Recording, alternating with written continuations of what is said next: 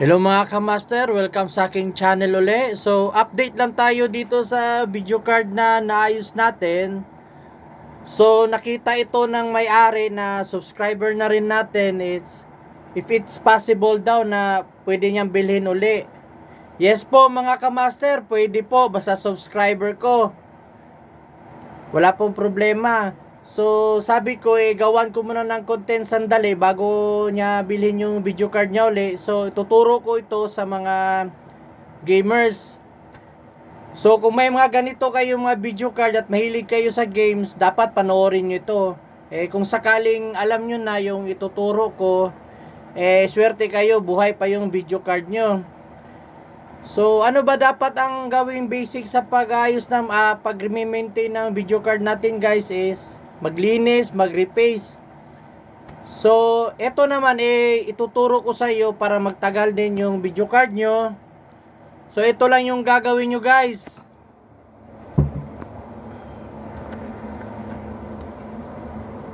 Mag-download kayo ng MSI Afterburner.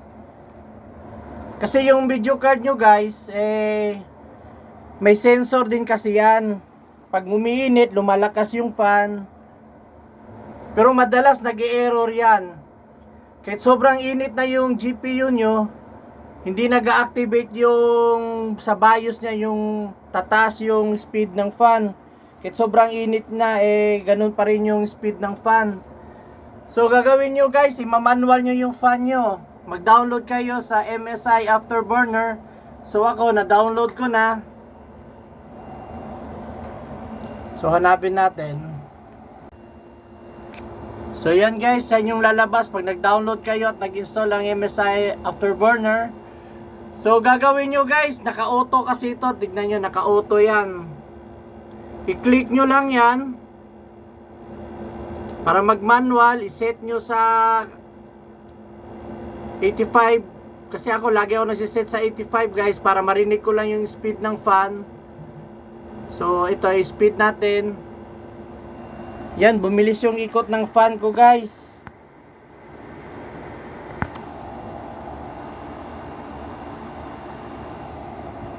So i-save natin sa profile.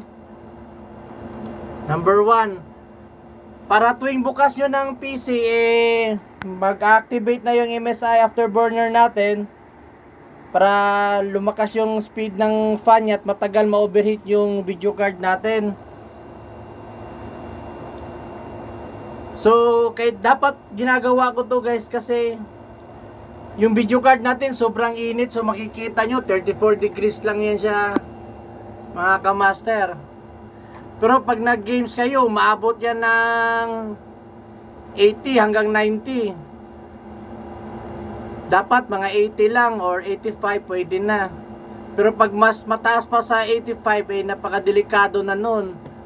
Pwede kayong ma-blackout noon, kaya magugulat kayo habang naglalaro kayo, bigla na lang nag-restart, tapos wala na.